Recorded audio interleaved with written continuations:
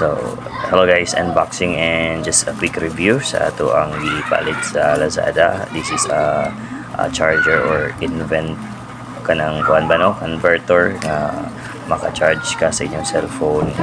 Pwede daghan maka-charge and i-connect lang natin siya sa may car port, sa may cigarette port no. So mo day ni siya na siya ay tulo ka available USB and pwede po na to i-connect ang lain pang port dire or charger dire and maka-connect po din siya kung pwede po ta mo saksak dire o ka ng mga cellphone appliances nga ginagmay lang mga bolt.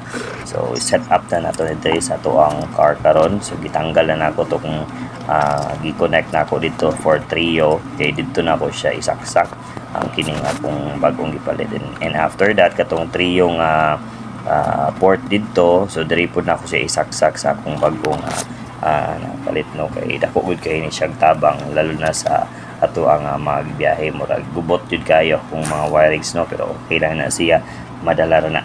So karon ang pag-convert aning ako ang bagong napalit is muhatag siya og 13.5 o 13.5 or 13.6. So dako gid siya nga voltage mo nang fast charging gid kayo siya no. Kung kita na to working gid siya. Ito naman jud para sa simala ayo na lang tulian na. Mag-exam na ra sila kung